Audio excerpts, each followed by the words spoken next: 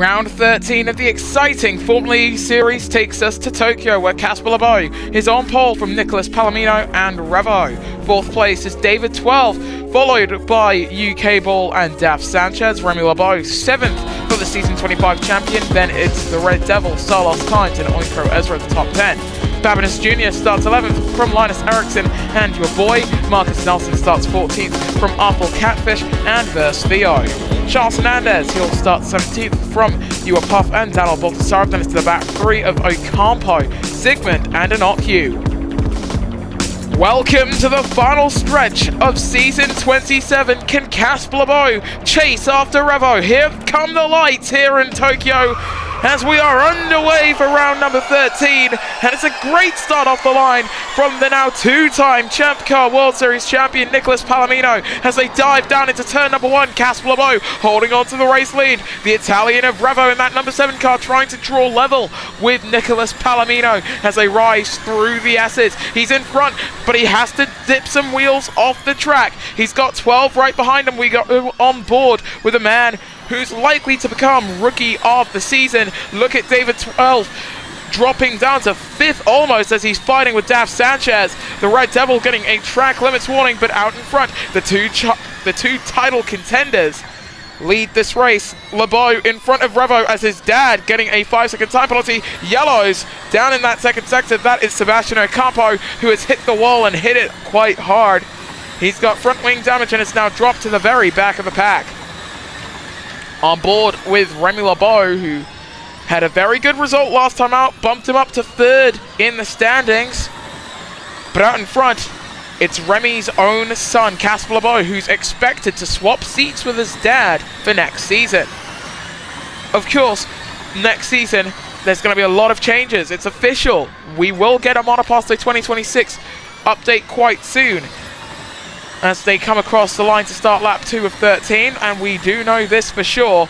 There are going to be 24 cars. There's going to be a new team in Formula E, a new team in Champ Car, and despite the 2023 model staying in the game, a poll made by the ERL themselves internally has stated that they want FG Series and the new Formula Nippon Series to run with the ERL 02s, meaning that Manila in Season 2 of the FG Series will be the last time that we see the original machines that brought the ERL to such fame.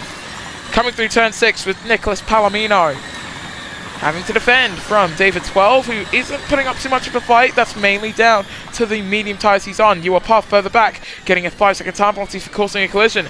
And Inocu rubbing the back of that Jaguar Martini car. That, for the first time in forever, seems to have found a lot more balance with the Dutch driver of the Red Devil. But now Ewa Puff absolutely carving his way through the back of the pack. He wants to be further up as a series champion. Don't forget, Season 24, he took the first championship for a Scottish driver. Certainly the 80 billionth for a British driver, I'm sure. Casper Leboeuf coming across the line to set a 1:20.650. Daf Sanchez dives down into pit lane with Awful Catfish for company. Now, with the news of 24 cars in both Champ Car and Formula E, some teams have decided to file some applications. We have confirmation that Citroën Version Racing will join us for Season 28.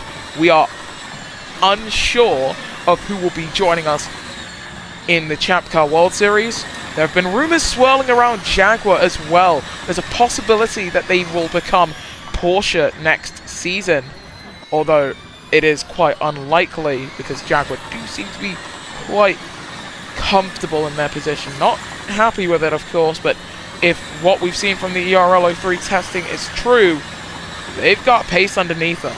There's going to be a lot more news on that on the community tab page as Ewa Puff blasts around the outside of Marcus Nelson, so do make sure to subscribe so that you can see that a lot easily. Tablet absolutely chugging here, and look, man, I'm very sorry. I'd have an S-Series Samsung if I could, but that's only likely to happen around the summer. You can see the graining for Nicholas Palomino as well. Let's go on board with the number 93 as he comes through the final few corners. The top three all diving down into pit road. Sigmund getting a 5-second time penalty. Contact with Theo, it seems. So David 12, the Nigerian driver, becomes the 3rd Nigerian driver to lead laps in the electric racing league, because I don't believe that the Rocket Venturi driver has been at the top of the timing tower in quite some time, at the very least. And now he's got Remy LeBeau 3 seconds behind him, the Red Devil in 3rd, with a 4-second deficit to the Nigerian. It doesn't seem like the tyre scenario is going to be too much of a problem, although it's important to note that Daf Sanchez has beaten Casper LeBeau on pit exit, but the 34 is going around the outside of him. We go on board with that 34, holds his nerve as he goes into turn 6, and you know what? The Season 1 Ace champion will take that 9th place. 23% for Marcus Nelson, 5% for Theo. What is he doing on his tyres? Meanwhile, that's your boy off into the wall, further back. Very interesting incident to see down there. Looks like 2 into 1 just not going for the French driver. 1% for Theo. It's over as he comes up through the hill. It's a full car puncture for Theo. His teammate goes by. Enoch Yu goes by before Daf Sanchez does. There go the 2 Hyperdrive Racing men. You can see Awful Catfish, who won a championship here back in Season 22. He's now on the back of Theo. He'll get past him quite handily. The top brass coming into the pits, they would have hoped for a full course caution, but that did not come. And now look at this for Revo, all over the back of Casper LeBeau. He's got Daf Sanchez playing rear gunner, but unfortunately for the Filipino driver, those soft compound tires, they far exceeded their welcome. Look at Revo absolutely dotting all around the back of the Season 1 Ace champion. It's a one-time championship in the entirety of the ERL versus 5 championships in Formula E, and Formula E alone for Revo. He's going for his 6th, and if he does manage to get his 6th, that would mean so much to him, as it would make him the first man to get a double championship since himself back in Season 16 and 17. Palomino going side by side with Daf Sanchez. He beat him to the Champ Car World Series Championship, and now he beats him to P3, and in fact gets alongside with Revo as you are Puff getting a 5-second time penalty. Looks like a little bit of congregation further back down the pack. You are Puff definitely having his own little side plot here as we go on board with a 7 through the Casio Triangle. A lot of news came out over the week where we haven't raced, including confirmation of the ERL Formula Nippon Series, which will be running these cars, as will the FG Series. Daf Sanchez comes into pits for his 2nd stop. David 12 moves up into 4th. As a result of that, we go on board with the 7 of Revo, who's realistically in his last lap on those soft compound tires. And this is why we're having the new cars with what does seem to be more effective attack mode and attack charge. The main factor for that is just the dirty air that you can face running behind another driver. Palomino not fearing any of that. He looks to the outside of Revo as it's now a 10-second time penalty for you, Puff. What is the Scotsman doing? Around the outside from the 93, however, he moves up, not just into 2nd, but to the race lead. Palomino now leads here in Japan. Meanwhile, let's take a look at that number 9 of Yua Path, down in 16th place. Definitely not having an easy day in the office. Casper LeBeau, the man with the fastest lap, looks to try and go around the outside at 130R. You can't hold it through there, can you? Yes, you can! Casper LeBeau at half race distance. He's up into the race lead once more. Palomino, the big gainer there, to move up into 2nd. And Revo, well, he's going to have to regroup down in pit lane. Here they come. It's hards going on for Revo. A smart move there. Softs going on for Palomino. It looks like it's going to be full attack down at Sims. And it's a set of hards for Casper LeBeau. Amlin, Aguri, and Hyperdrive Racing both doing the same strategy, and it's a strategy that I personally believe should work quite well. On board we go with Sigmund then, on the back of Inet Babinas Jr. as they come through. Turn 1 almost runs into the back of the Romanian driver, keeps it as clean as he can. but unfortunately unable to take the place, and now he's got the Season 9 ERL Formula E champion Marcus Nelson right behind him.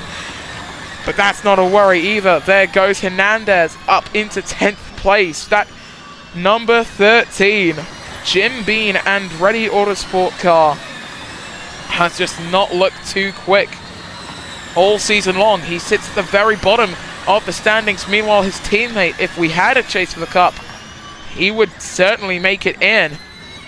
And you can see Daf Sanchez at the back of that pack. Let's take a look at these tires then. 31% for David 12 as he's about to end his second lap on his stint. Babinis Jr. getting past Oinkaro Ezra on the third lap of his stint on the hards. But Ezra coming back at him. Neither of these two drivers should worry about their tires at any point. 26%, 25% for Zygmunt. He'll make it another lap quite possibly, as here comes the 34 of Casper LeBeau, moving up into 9th place past Charles Hernandez. And something that we often see around here in Tokyo, I wouldn't like to refer to it as lap traffic or even traffic as a whole. They're all on the track, they're all on the lead lap. But realistically, for the lead pack, that's what they see them as if there's no full course caution. No caution, no worries about any sort of full course yellows or, alternate strategies. And as a result, every time you come in, you have to get past the same group of drivers who were in the mid-pack before but now find themselves in the lead. Here comes Casper LeBeau then, finding himself behind Inet Babinis Jr. Babinis Jr., a race winner in Formula E, but not much else to note in that Mercedes EQ number 14. Here comes the 34 of Casper. Looking to fly around the outside. Can he hold it? He holds it, he holds it, and he holds it quite well. But not well enough to make the pass immediately, but coming out of Spoon Curve, that's a absolutely perfect way to finish it for Casper LeBeau, who's up into third. He was the net race leader either way, but that just proves it even further. The Red Devil is your race leader with UK Ball right behind him. Those two can come into the pits at the end of this lap, and if they go onto a set of hard compound tires, they should be good to the end. David 12 getting a 5-second time penalty. That's for causing a collision, seemingly with Charles Hernandez. We'll take a look at that 18%. Oh, full course cautions come out. That's for Oinkaro Ezra. Oh, no! Oh! Oh, no! Marcus Nelson with a full car puncture. Revo's been... Oh, what's happened down in pit lane? Whoa! Oh, my goodness! We missed that! 12! Revo! Oh, no! Daf Sanchez and Remy LeBeau! Oh, this is terrible! I don't know what has happened down into turn 1. But 12, Revo, and Nicholas Palomino are all out of this race. Daf Sanchez and Casper LeBeau, Remy LeBeau, find themselves with front wing damage, the likes of which we rarely ever see through a normal crash. My guess there is that one of those two drivers had front wing damage. It's either that or a complete component failure, as you can see the Red Devil darting around the back of an alt Q, but that's your championship leader out of this race. This is an open goal for Casper and for Remy LeBeau. For Daf Sanchez, had his front wing not been damaged to hell's extent, and the same for Remy LeBeau, in fact, both of those drivers could feasibly get themselves back into the title hunt, and you can say the same about Verse Theo, but now that just doesn't seem too possible right now. The gap to the points is just too far, and especially the gap to the lead as well. Casper LeBeau running a perfect race all race long. 29% for your boy on 4-lap old hard compound tires. Casper will start lap 10 with 3-lap old hard compound tires. If he comes in for a set of softs, that's when you can worry, but I don't think Hamlin Aguirre will have any need to worry. Those hards just look unbelievably robust right now. There goes Linus Eriksson up into 4th position as UK Ball takes 2nd place away from the Red Devil in search for his best finish of the season second place would be that. He is yet to take a race win so far. Is the Monster Energy Power Motorsport driver who has taken 2 championships, multiple race wins, multiple podiums, including one at home this season, but that race win so far in Season 27 eludes him. And after this race, he's got 3 opportunities to get it. Casper LeBeau not having the best second sector, and you could see that on the timing tower. Someone's dropping down the order. That's a slow-moving Zygmunt. Front puncher, sorry, for the Hungarian number 5. Rocket Venturi having an absolutely woeful day in the office. Zygmunt with a front left puncture in the number 5 machine. He's got a good margin to Ewer Puff behind him. Those are relatively fresh soft compound tires as well. What has happened with these Michelins to cause this? Charles Hernandez getting a time penalty as well. This is unforeseen levels of carnage, and Casper LeBeau stays out. Staying out is Casper LeBeau. That is a very interesting strategy choice. A lot of drivers opting to dive down into the pits as we go on board with the number 27 of your boy. Coming through 130R, he has to avoid him. That's some brilliant avoiding action from your boy. That's absolutely magnifique. And yes, I was referring to the band there. And look at this for Casper. He's pushing those hard tires all the way, 30% with 2 laps to go. It's going to be close as Zygmunt now dives down to pit row. And look at this for U-Cable as well. 2-time champion, already established that. I don't believe he has won this race here in Japan. I won't call it as his first race in Japan to win. However, as he goes down the inside, down at Spoon Curve, it's going to feel like that. U-Cable, hell, I've wanted to say this for quite some time. U-Cable takes the race lead here in Japan with tires almost certainly ready for the dumpster. Charles Hernandez going 2x2 with Linus Eriksson, whose tires also should definitely not run another 2 laps. If the teams do opt to do that, well, that's going to be a big problem, especially for U-Cable, who's at 23%, and he's staying out. Power Motorsport have left their driver out high and dry. I still believe this could be a Power Motorsport race win, though. I have faith in the British team. Possibly not their British driver, though. Awful Catfish in second in the number 2 car, running in 9th place. He's got the freshest tires high up the order. 1 lap old soft compound tires. And for U-Cable, as he makes his way through the end of the opening sector, it's your boy who sets the fastest lap, a 120.366. The Red Devil, second track limits warning. As you can see, Casper getting a little bit antsy, a little bit motion sensitive with those steering wheel inputs, I guess is the best way to put it. 13% for the Frenchman, 8% for the Briton. Here comes the Red Devil in the 99, already a race winner in this season in Amsterdam. There he goes up into second place for the man who won his home race in Season 27. He's going for another one here in Japan, which would certainly help his Jaguar Racing team. As you can see, Casper there definitely struggling. So are our cameras. U-Cable comes into the Kazuya chicane, and he's got 0%. He exits with a full car puncture. That is your race leader in the number 89. U-Cable passed by the Red Devil, who goes on to begin the final lap of this race, with Casper LeBeau right behind him. Casper looking for a point swing so far today. We've had so many of those. Eriksson with a full car puncture too. Look at that. Nelson going by. These tires that we've got from Michelin have not... Oh! They have not at all stood the test, as that was a big hit for Linus Eriksson and for Verst-Theo. That is one of the biggest hits we've seen in quite some time, as Verst-Theo flies off the track again. That seems to be with U-Cable this time, just running into everything that he can find. Casper LeBeau suffering a full car puncture as we speak. It's the Red Devil who leads at 6%. He's got Babinus Jr. behind, Hernandez behind.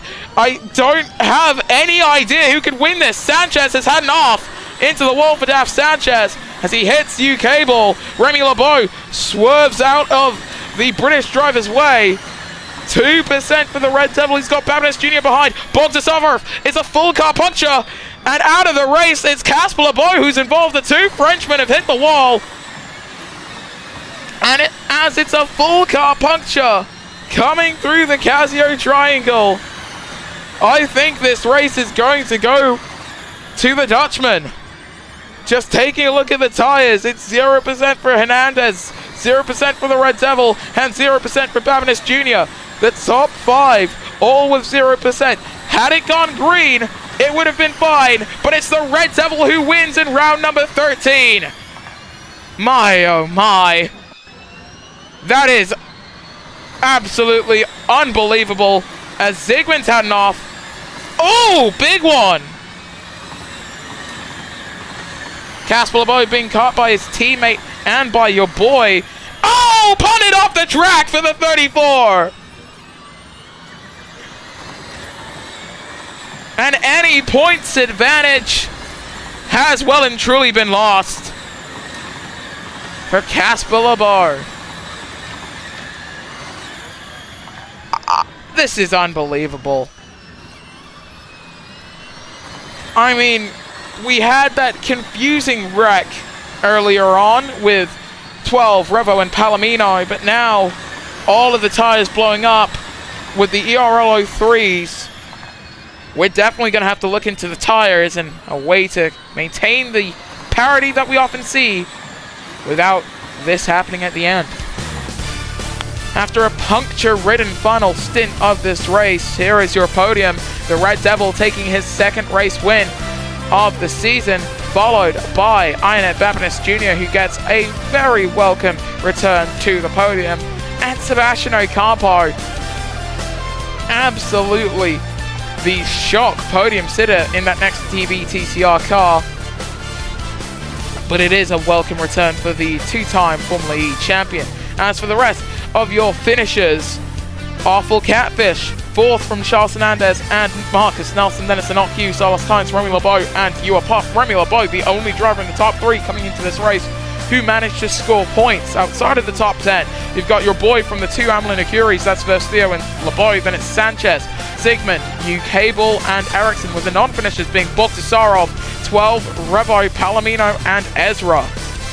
So Revo, despite not scoring today, he still leads the points, followed by Casper Leboeuf and Remy Leboeuf. Verstio is 4th from the Red Devil, Awful Catfish, Nico Palomino, and Daf Sanchez. Daniel Bogdasarov is 9th from Ukable and Linus Ericsson. Then it's Sebastian Ocampo, Charles Hernandez, You Are Puff, Enoch Q, Babinets Jr., Salos Kynes, David 12th, your boy Marcus Nelson, Oikro Ezra, and Zygmunt. So of course the fan boost is coming into the next round. That's where it will be implemented.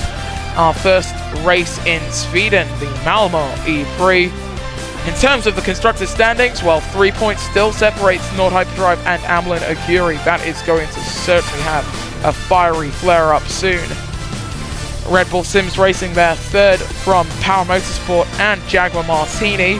6th place is Team Edams Renault, followed by Andretti Autosport and Next EV TCR. Then it's Dragon Racing, Mercedes EQ, and Rocket Venturi. An unbelievable race as a whole. Unbelievable. I don't think any of the title contenders expected how poor of a race this would be coming in. Revo doesn't finish. Casper Leboeuf doesn't score. Remy Leboeuf only scores 2 points. Verstio doesn't score. The Red Devil winning this race, that has to be one of the biggest wins you can have. And for Awful Catfish, who has just been confirmed to be staying at Power Motorsport next season, what a way to state your claim with a 4th place in a race as chaotic as this.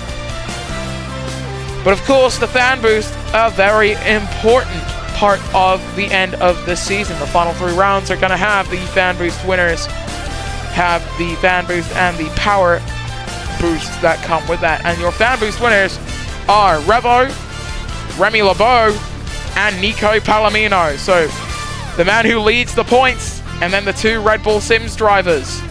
That's going to be interesting to see how that plays out for the final 3 rounds, which will all come tomorrow on Spark Plug Motorsport Thank you so much for watching, and we will see you guys next time then when the Electric Racing League returns.